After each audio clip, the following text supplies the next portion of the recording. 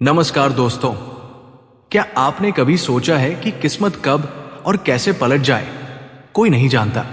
एक तरफ कुछ लोग महलों में सोते हैं और दूसरी तरफ कुछ लोग ऐसे भी होते हैं जो कूड़े में अपना कल ढूंढते हैं। ये कहानी है ऐसे ही एक लड़के की जिसका नाम था बिरजू। भारत के उत्तर में पहाड़ियों की तलहटी में बसा एक छोटा सा गांव था चंदनपुर, जहां हवाएं तो खुशबूदार थी लेकिन हर कोना खुशहाल नहीं था। गांव के बाहर टूटे फूटे खंडहरों के बीच रहता था बिरजू। ना घर, ना परिवार, ना कोई अपना, बस एक टूटी खाट और फटे हुए कपड़े। लोग उसे नाम से नहीं, ताने से बुलाते थे धूल का फूल, यानी जो धूल में पैदा हुआ और धूल में ही खत्म हो जाएगा। हर सुबह जब गांव के अमीर लोग अपने घरों में खाना खाते थे, तब बिरजू उनके घरों के पीछे लगे कूड़े के ढेर में अपना खाना ढूंढता था। कभी बासी रोटी मिल जाती, कभी सड़ा हुआ फल और कई बार कुछ भी नहीं। ऐसे दिनों में वह अपने पेट पर गीला कपड़ा बांधकर सो जाता ताकि भूख थोड़ी शांत हो जाए। लोग उससे नफरत करते थे, उसे देखकर दरवाजे बंद कर लेते थे, लेकिन बिरजू ने कभी किसी से नफरत नहीं की। उसके अंदर बस एक चीज थी, एक शांत दर्द और सहनशीलता। एक दिन ठंडी हवा चल रही थी। 2 दिन से भूखा बिरजू जंगल के किनारे एक पुराने बरगद के पेड़ के नीचे बैठा कांप रहा था। तभी झाड़ियों के अंदर से एक अजीब सी आवाज आई, बचाओ, कोई है, मेरी मदद करो। बिरजू चौंक गया क्योंकि यह आवाज इंसान की नहीं थी। वो धीरे धीरे झाड़ियों के पास गया और जैसे ही उसने पत्ते हटाए, उसकी आंखें फटी की फटी रह गई। वहां एक लोमड़ी लोहे के फंदे में फंसी हुई थी, लेकिन वो कोई साधारण लोमड़ी नहीं थी। उसका शरीर तांबे की तरह चमक रहा था और उसकी पूंछ का सिरा सोने जैसा जगमगा रहा था। वो दर्द से कराह रही थी। बिरजू कुछ पल के लिए रुका, फिर उसने अपने दिल से पूछा कि मैं खुद भूखा हूं, लेकिन ये तो मर जाएगी। और उसी पल उसने फैसला कर लिया। वो धीरे धीरे आगे बढ़ा और उस फंदे को खोलने लगा। लोमड़ी डर रही थी, लेकिन बिरजू की आंखों में दया देखकर वो शांत हो गई। काफी कोशिश के बाद फंदा खुल गया। लोमड़ी का पैर बुरी तरह घायल था। बिरजू ने अपनी फटी धोती का टुकड़ा फाड़ा और उसके घाव पर बांध दिया। फिर उसने अपनी जेब से एक सूखी रोटी निकाली जो उसने खुद के लिए बचाकर रखी थी, और वो रोटी लोमड़ी के सामने रख दी। ले, तू खा ले, शायद तुझे मुझसे ज्यादा जरूरत है। लोमड़ी ने रोटी खाई और फिर धीरे धीरे उसने अपनी नजर उठाई और सीधे बिरजू की आंखों में देखने लगी। अचानक वो बोली, तूने अपनी आखिरी रोटी मुझे दे दी। बिरजू के होश उड़ गए। वो पीछे गिर पड़ा और डरते हुए बोला, है भगवान, मैं पागल हो गया हूं। जानवर भी बोलने लगे। तभी लोमड़ी हंसी और बोली, डर मत बिरजू, मैं कोई साधारण लोमड़ी नहीं हूं। मेरा नाम सुमति है और मैं इस जंगल की जादुई रक्षक हूं। आज से तुम्हारी और मेरी किस्मत एक साथ जुड़ गई है। बिरजू को अपनी आंखों और कानों पर विश्वास नहीं हो रहा था, लेकिन उसके पास खोने के लिए कुछ था भी नहीं। उसने धीरे से सिर हिलाया। सुमति ने अपनी सुनहरी पूंछ हिलाई और बोली, तुमने मुझे जीवन दिया है, अब मैं तुम्हें ऐसा जीवन दूंगी जो किसी राजा को भी नसीब नहीं होता।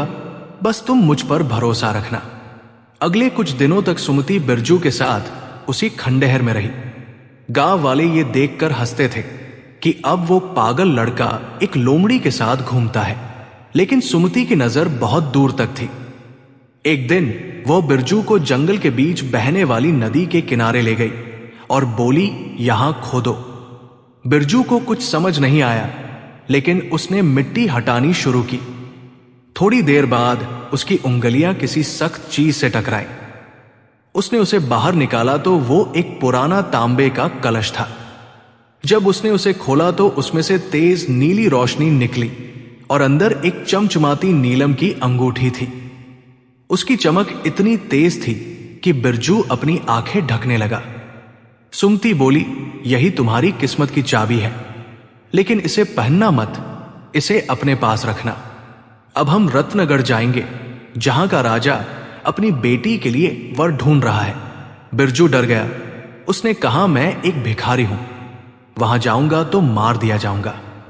सुमति मुस्कुराई और बोली, जब तक मैं तुम्हारे साथ हूं, दुनिया की कोई ताकत तुम्हें छू भी नहीं सकती।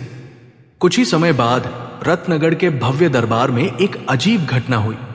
एक सुनहरी लोमड़ी खुद को एक महान राजा का दूत बताकर राजा के सामने खड़ी थी। उसने इतने आत्मविश्वास से बात की कि पूरा दरबार चुप हो गया। जब उसने नीलम की अंगूठी राजा को दी तो उसकी चमक देखकर राजा दंग रह गया। उसे लगा कि जिसके पास ऐसा रत्न है वो जरूर कोई बहुत बड़ा सम्राट होगा। सुमति ने चालाकी से कहानी बुनी और बिरजू को महाराजा विराज के रूप में प्रस्तुत कर दिया। राजा इतना प्रभावित हुआ कि उसने तुरंत इस अनदेखे महाराजा से मित्रता और अपनी बेटी का विवाह प्रस्ताव स्वीकार कर लिया। जब यह खबर बिरजू तक पहुंची तो उसके पैरों तले जमीन खिसक गई। लेकिन अब वो सुमति के जाल में नहीं बल्कि उसकी योजना में बंध चुका था। अगले ही दिन राजा के सैनिक उसे लेने आए। उसे शाही वस्त्र पहनाए गए, स्नान कराया गया और जब वो तैयार हुआ तो वो खुद को पहचान नहीं पाया। जो लड़का कल तक कूड़े में खाना ढूंढता था आज वही एक राजकुमार की तरह खड़ा था। जब वो महल पहुंचा तो उसका स्वागत फूलों की वर्षा और नगाड़ों के साथ हुआ। राजकुमारी ने जब उसे देखा तो उसकी सादगी और शांति से प्रभावित हो गई। लेकिन कहानी यही खत्म नहीं होती, क्योंकि अब सबसे बड़ा सवाल सामने था। राजा ने कहा कि वो विवाह से पहले उसके राज्य स्वर्णपुर को देखना चाहता है। यह सुनते ही बिरजू के दिल की धड़कन तेज हो गई, क्योंकि ऐसा कोई राज्य था ही नहीं। उसने घबराकर सुमति की तरफ देखा, लेकिन सुमति शांत थी, जैसे उसे पहले से सब पता हो। उसने तुरंत राजा को आश्वासन दिया और वहां से निकल गई। बिरजू को लगा कि अब सब खत्म हो जाएगा, लेकिन सुमति कुछ और ही सोच रही थी। और यहीं से शुरू होता है वो खेल जो एक राक्षस, एक महल और एक झूठ को सच में बदल देगा।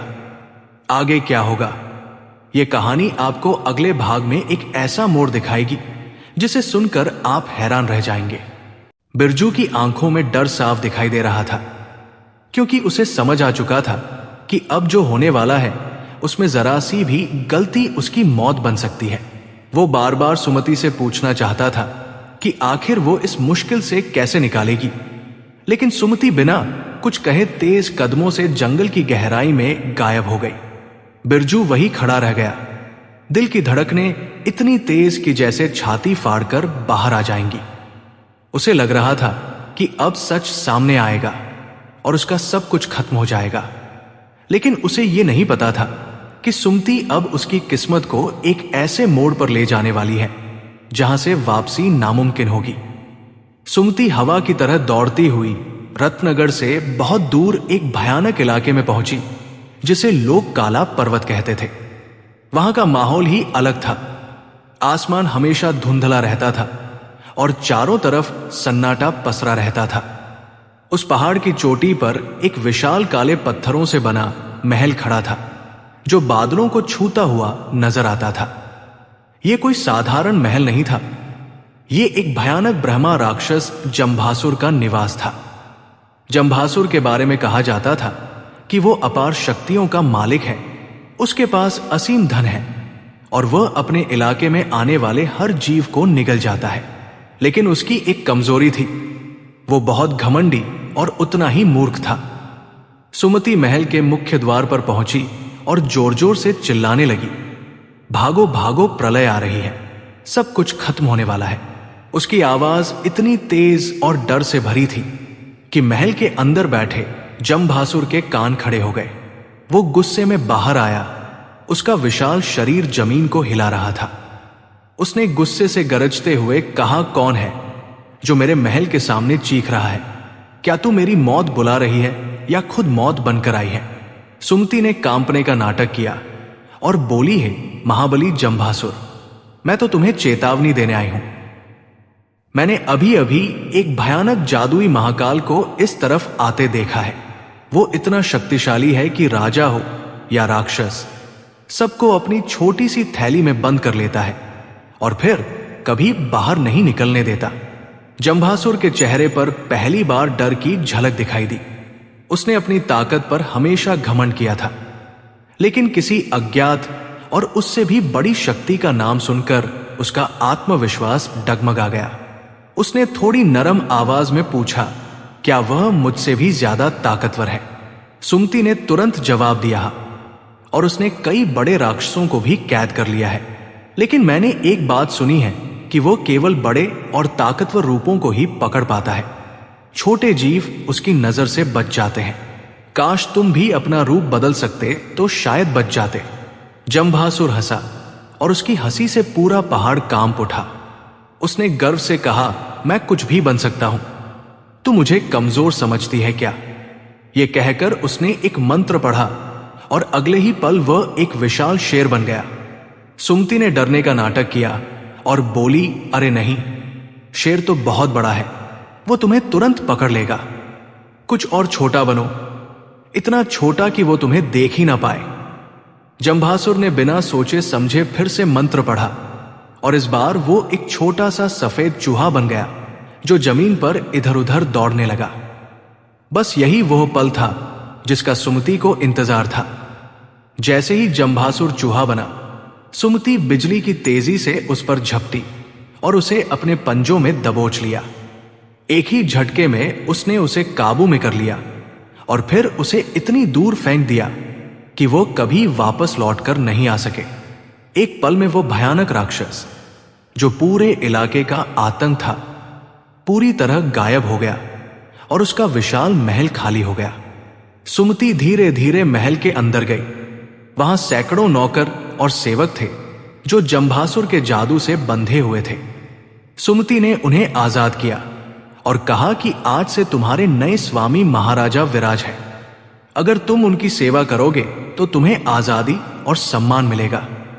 सभी नौकर जो सालों से उस राक्षस के अत्याचार झेल रहे थे, खुशी खुशी तैयार हो गए। उन्होंने तुरंत महल को सजाना शुरू कर दिया।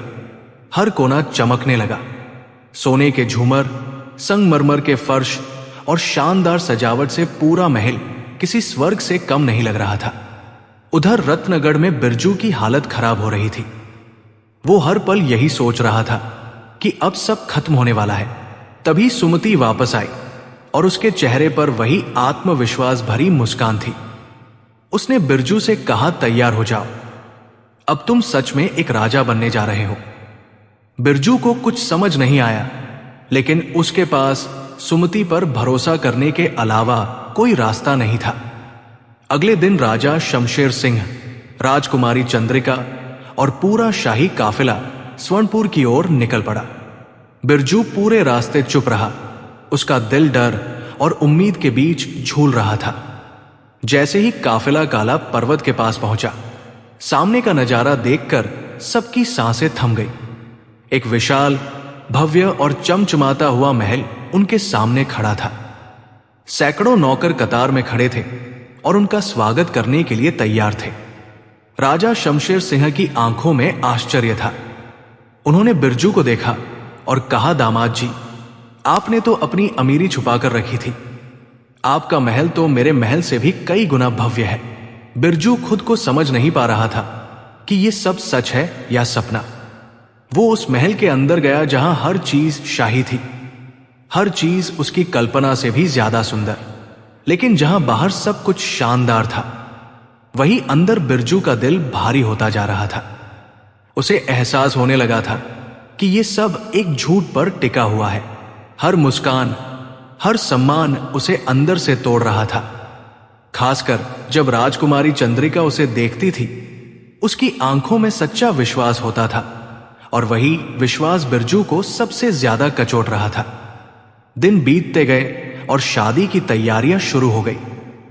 पूरे राज्य में खुशियों का माहौल था, लेकिन बिरजू के दिल में एक तूफान चल रहा था। वो हर रात सो नहीं पाता था। उसे लगता था कि वो एक बहुत बड़ा धोखा दे रहा है। और आखिरकार एक रात उसने फैसला कर लिया कि अब वह और झूठ नहीं जी सकता। वो सुमति के पास गया और धीमी आवाज में बोला, सुमति, मैं ये सब नहीं कर सकता। मैं राजकुमारी से झूठ बोलकर शादी नहीं कर सकता। वो मुझे सच्चा समझती है, लेकिन मैं एक झूठा हूं। ये महल, ये नाम, ये सब मेरा नहीं है। मैं कल सब सच बता दूंगा, चाहे मेरी जान ही क्यों ना चली जाए। सुमति कुछ पल के लिए चुप रही, फिर उसकी आंखों में एक अजीब सी चमक आई। उसने धीरे से कहा, यही वजह है कि तुम इस सब के लायक हो बिरजू। तुम्हारी यही सच्चाई तुम्हें सबसे अलग बनाती है। अगर तुम्हें सच बोलना है तो जाओ और बिना डरे सच बोलो, मैं तुम्हारे साथ हूं। अगली सुबह दरबार सजा हुआ था। शादी की रस्में शुरू होने वाली थी। हर कोई खुश था। हर कोई इंतजार कर रहा था उस पल का जब बिरजू और राजकुमारी चंद्रिका एक हो जाएंगे। लेकिन किसी को नहीं पता था कि अगले ही पल सब कुछ बदलने वाला है। दरबार सजा हुआ था। चारों तरफ रोशनी, फूलों की खुशबू और उत्साह का माहौल था। नगाड़े बज रहे थे, मंत्र गूंज रहे थे और हर कोई उस पल का इंतजार कर रहा था जब बिरजू और राजकुमारी चंद्रिका एक दूसरे को वरमाला पहनाएंगे। लेकिन उस शोर और खुशी के बीच बिरजू का दिल तेजी से धड़क रहा था।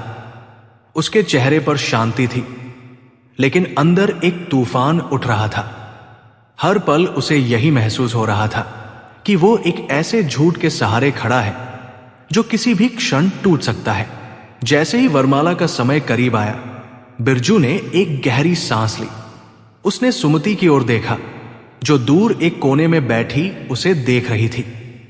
उसकी आंखों में डर नहीं था, बल्कि भरोसा था। वही भरोसा जिसने बिरजू को हिम्मत दी।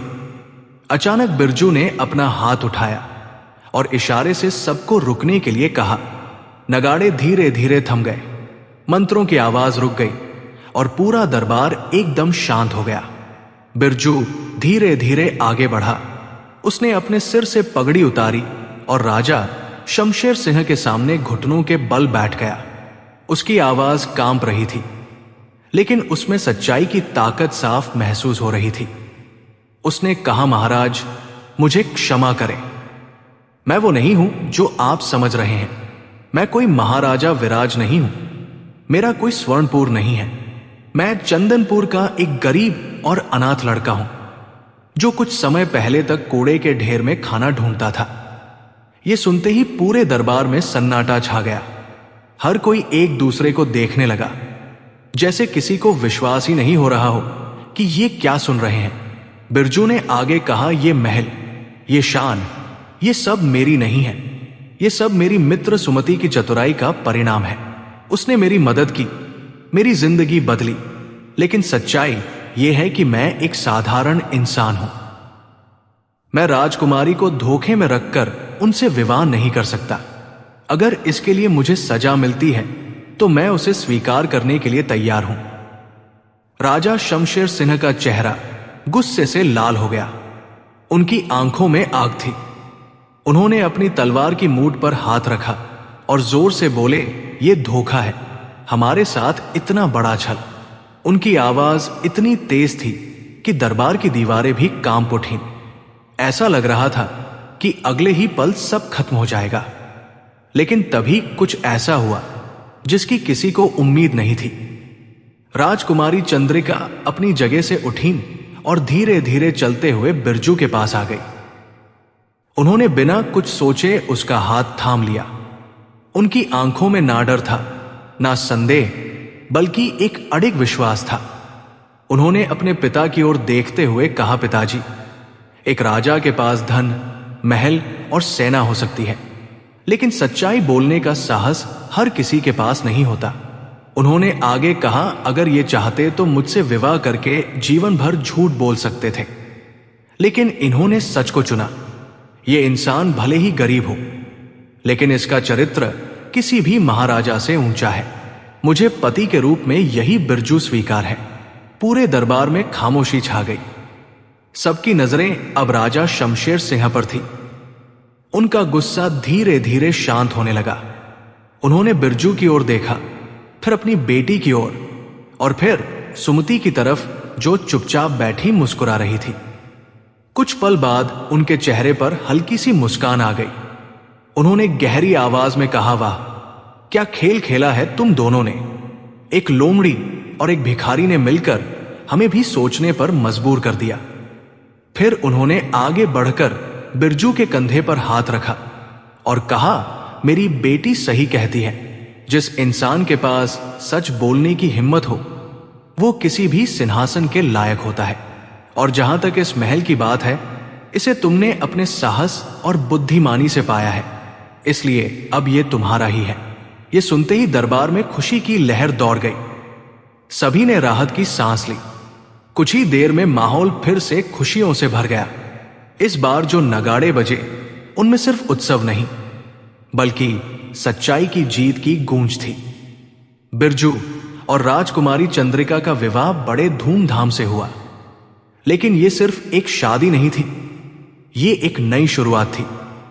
एक ऐसा अध्याय जिसमें एक गरीब लड़का, जिसने कभी भूख और तिरस्कार के सिवा कुछ नहीं देखा था, अब एक न्यायप्रिय राजा बनने जा रहा था। राजा बनने के बाद बिरजू ने सबसे पहला काम यह किया कि उसके राज्य में कोई भी भूखा ना सोए। उसने गरीबों के लिए भोजन की व्यवस्था की, टूटे हुए घरों को बसाया और चंदनपुर जैसे गांवों को एक नई पहचान दी। उसने अपने अतीत को कभी नहीं भुलाया।